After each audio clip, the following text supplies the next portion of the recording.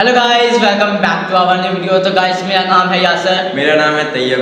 तो गाइस, आज हम आपके लिए एक नई वीडियो लेकर आ चुके हैं और आज की इस वीडियो का टॉपिक है ईरान में मिस्र।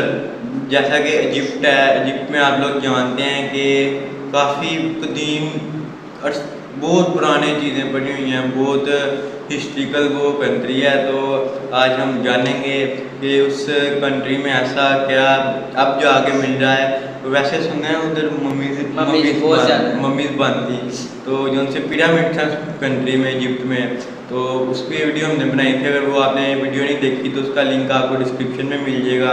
बाकी आज की इस वीडियो में हम लोग उसके बारे में जानेंगे कि वहाँ ऐसी क्या क्या चीज़ें मिली हैं।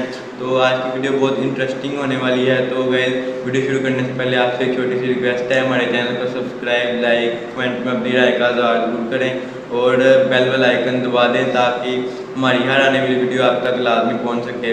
बाकी वीडियो शुरू करते हैं। अस्सलामुअलैकुम दोस्तों, मेरा नाम है वकास हैदर और आप देख रहे हैं हैदर टीवी। दोस्तों, अगर आपको हिस्ट्री में इंटरेस्ट है तो आप सब मिस्र के बारे में ज़रूर जानते होंगे। ये एक ऐसा मुल्क है जो एंशिएंट हिस्ट्री के लिहाज से सबसे ज़्यादा फेमस है। आज की इस वीडियो में मैं आपको मिस्र से मिलने वाली सबसे कदीम और मिस्टीरियस चीज़ों के बारे में बताने जा रहा हूँ। तो शुरू करते हैं अपना काउंटडाउन। दोस्तों, वीडियो में आगे बढ़ने से पहले अगर आपको ये वीडियो पसंद आई तो इसे लाइक ज़रूर करें और चैनल को भी सब्सक्राइब करें ताकि आपको इसी तरह के वीडियोस देखने को मिलती रहें। Ancient zoo. दोस्तों, 19वीं सदी में इंग्लैंड के दो आर्कियोलॉजिस्ट जेम्स और फ्रेडरिक मिस्र में खोज कर रहे थे कि इन्हें कायरा से 600 किलोमीटर के फासले पर एक बहुत बड़ा मैदान मिला।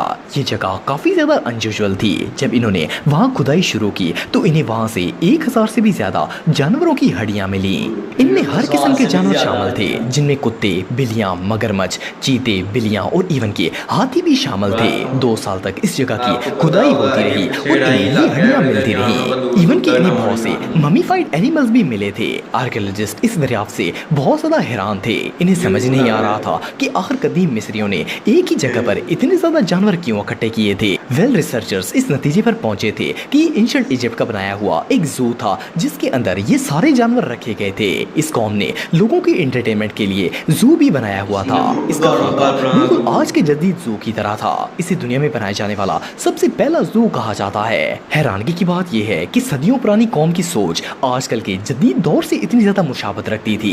ये रियली अनबिलीवेबल है। Giant finger. दोस्तों, आज तक मिस्र में जितनी भी डिस्कवरीज की गई हैं, इनमें सबसे ज्यादा मिस्टीरियस और स्ट्रेंज डिस्कवरी एक जायंट फिंगर का मिलना है। ये जो पिक्चर आप देख रहे हैं, ये एक जायंट फिंगर की है।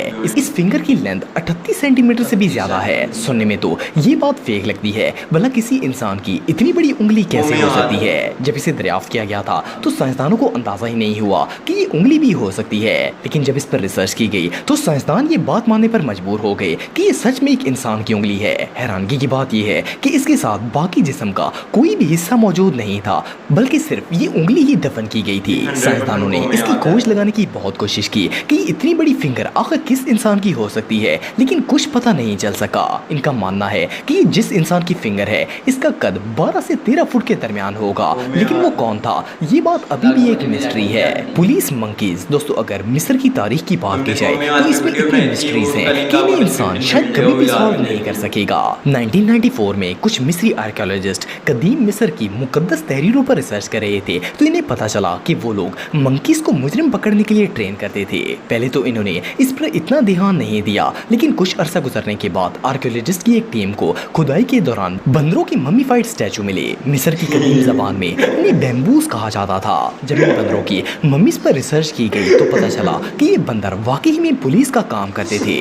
बंदरों को ये काम इसलिए सिखाया जाता था क्योंकि ये क्रीचर कभी भी झूठ नहीं बोल सकता था और किसी की मदद नहीं कर सकता था। ये रियली अनबिलीवेबल है। सिटी अंडर द सी। दोस्तों, जुलाई 2019 में फ्रांस के एक आर्कियोलॉजिस्ट फ्रैंक गोडियो अपनी टीम के साथ मिस्र की एक कोस्ट पर रिसर्च कर रहे थे। जब ये समुद्र की गहराई में गए तो इन्हें वहां पर शिप्स का एक पूरा शहर नजर आया। आप बिलीव नहीं करेंगे कि 600 मीटर की गहराई में 64 शिप्स मौजूद थे। और सिर्फ इतना ही नहीं, बल्कि इस जगह पर एक पूरा इलाका भी मौजूद था। डॉक्टर फ्रैंक और उनकी टीम ने वहां से 700 सोने से भरे हुए एंकर्स भी दरियाफ्त किए थे। इसके अलावा इन्हें वहां बहुत से जानवरों के मुजस्मे, एंशिएंट फ्रूट बास्केट्स और इस तरह की दूसरी चीजें भी मिली थी। आपको जानकर हैरानगी होगी कि ये सब कुछ 3000 साल पुराना था। हिस्टोरियंस के मुताबिक असल में ये मिस्र का एक कदीम शहर था जिसका नाम थोनस हेरिलियन था। 3000 साल पहले ये शहर पानी के अंदर गर्क हो गया था। इवन इन लोगों को पानी के अंदर एक मकबरा भी मिला था जिसमें 3 कब्रें मौजूद थी। सोचने की बात यह है कि 3000 साल गुजरने के बावजूद भी ये खजाना आज तक किसी को नहीं मिला था। वेल, ये दुनिया में आज तक की जाने वाली सबसे वैल्यूएबल डिस्कवरीज में से एक थी। इजिप्शियन स्टोनहेंज दोस्तों इंग्लैंड के एक मशहूर आर्कियोलॉजिस्ट जिनका नाम फ्रेड है, इन्होंने 1992 में कायरा से कुछ 100 किलोमीटर दूर रिसर्च के लिए एक कैंप लगाया था। इन्होंने वहां पर कुछ बड़े बड़े पत्थर देखे थे और इनकी टीम ने तजस्सुस में आकर इस जगह की खुदाई शुरू कर दी थी। लेकिन इन्होंने जो दरियाफ्त किया इसने पूरी दुनिया के साइंसदानों को शॉक कर दिया था। तकरीबन 8 साल तक इनकी खुदाई और रिसर्च जारी रही और ये इस नतीजे पर पहुंचे कि ये पत्थर 11,000 साल पुराने हैं। इनका कहना था कि इस जगह पर एंशिएंट इजिप्ट से पहले भी एक कौम आबाद थी और हैरानगी की बात ये थी कि वो लोग इन पत्थरों को एलियंस की सर्च के लिए यूज करते थे। ये लोग फल्कियात के माहिर थे और इनके पास आज के दौर से भी ज्यादा खला की इंफॉर्मेशन मौजूद थी। ये कौम एंशिएंट इजिप्ट से भी ज्यादा कदीम है। रिसर्च के दौरान आर्कियोलॉजिस्ट को 25 फुट का एक मकबरा भी मिला था। इन्हें लगा था कि शायद इस मकबरे के अंदर किसी हुक्मरान की मम्मी होगी, लेकिन इसमें सिर्फ और सिर्फ जानवरों की हड्डियां मौजूद थी। पहली कौम कौन थी और इन्हें खला के मुतालिक इतनी इंफॉर्मेशन कैसे थी, ये बात अभी भी एक मिस्ट्री है। सीक्रेट पैलेस दोस्तों अगर सकारा की बात की जाए तो ये मिस्र का एक इलाका है और इसे इजिप्ट की सबसे बड़ी आर्कियोलॉजिकल प्लेस कहा जाता है। इस जगह पर 4700 साल से भी ज्यादा पुराने पिरामिड्स मौजूद हैं। वैसे तो सकारा में आर्कियोलॉजिस्ट ने बहुत सारी अजीबोगरीब चीजें दरियाफ्त की हैं, लेकिन इससे ज्यादा वियर्ड डिस्कवरी शायद आज से पहले कभी नहीं की गई थी। कुछ साल पहले सकारा में खुदाई के दौरान रिसर्चर्स की एक टीम को जमीन में दफनशुदा स्फीनिक्स नजर आया। जब इस जगह की मजीद खुदाई की गई तो वहाँ एक खुफिया टनल बनी हुई थी। जब रिसर्चर इस टनल के अंदर गए तो जमीन के अंदर एक सीक्रेट पैलेस बना हुआ था। आप बिलीव नहीं करेंगे कि ये महल कई मील लंबा था और इस पूरे पैलेस में कॉफन्स मौजूद थे। इससे भी शॉकिंग बात यह है कि इन कॉफन्स को बहुत ही कीमती पत्थर से बनाया गया था और ये सारे कॉफन्स साइज में बिल्कुल सेम थे। शायद ये पैलेस बादशाहों की मम्मीज रखने के लिए बनाया गया था ताकि वो मरने के बाद भी आलीशान जगह पर रह सकें। एनीवे जो भी हो, ये अंडरग्राउंड पैलेस कब और किसने बनाया था और यहाँ कौन लोग दफन है, ये बात अभी भी एक मिस्ट्री है। वेल्स विद लेग्स दोस्तों अगर वेल्स और फिश की बात की जाए तो ये ऐसे सी एनिमल्स हैं जो अपने फिन्स की मदद से समुद्र में तैरते हैं और ये क्रीचर पानी के बगैर जिंदा नहीं रह सकता। लेकिन क्या आप जानते हैं कि हिस्ट्री में एक ऐसी वेल भी मौजूद थी जो कि समुद्र के अलावा खुश्की पर भी रहती थी। सिर्फ इतना ही नहीं बल्कि इसकी बॉडी पर फिन्स की बजाय 4 टांगे मौजूद होती थी। सुनने में तो ये बात अनबिलीवेबल लगती है, लेकिन आर्कियोलॉजिस्ट को कदीम मिस्र में खुदाई के दौरान एक अजीबोगरीब जानवर के फॉसिल्स मिले थे जिसकी शक्ल और बॉडी बिल्कुल एक वेल जैसी थी। जब इस जानवर पर कंप्लीट रिसर्च की गई तो पता चला कि ये एंशिएंट वेल की बाकियात हैं। इसकी लंबाई तकरीबन 10 फुट थी। इससे भी ज्यादा शॉकिंग बात यह है कि एंशिएंट इजिप्शियंस इसे अपनी देवी मानते थे और इवन के इस क्रीचर की इबादत भी करते थे। ये डिस्कवरी वाकई में बहुत शॉकिंग थी। स्क्रीमिंग मम्मी दोस्तों अगर मम्मीज की बात की जाए तो इजिप्ट में मम्मीज का मिलना एक बिल्कुल आम सी बात है, लेकिन हाल ही में कुछ आर्कियोलॉजिस्ट्स को मिस्र के अंदर एक ऐसी मम्मी मिली है जिसे देखकर कोई भी बंदा डर जाएगा। ये जो बॉडी आप देख रहे हैं इसे स्क्रीमिंग मम्मी का नाम दिया गया है। इसका फेस ऐसा था जैसे ये मम्मी चीख रही हो। ये इजिप्ट से मिलने वाली सबसे स्केरी मम्मीज में से एक है। एंशिएंट इजिप्ट मरने वाली की बॉडी को प्रिजर्व करने से पहले इसके औजार सीधे कर देते थे और इन्हें मुलायम कपड़े में लपेटा जाता था, लेकिन ये मम्मी भेड़ की खाल में कवर थी। जब इस पर रिसर्च की गई तो पता चला कि ये मम्मी किंग रेमस III के बेटे की थी। इसका नाम प्रिंस पेंटवेयर था और इसने अपने बाप को मारने की कोशिश की थी, लेकिन इसकी ये कोशिश बिल्कुल नाकाम हो गई थी और इसने सजा मिलने से पहले ही खुदकुशी करके अपनी जान ले ली थी।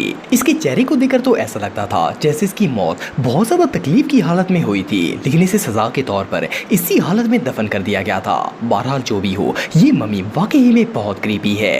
तो गाइस ये थी हमारी आज की वीडियो। उम्मीद करते आपको पसंद आई होगी। हमें तो बहुत कुछ इससे मिला सीखने को।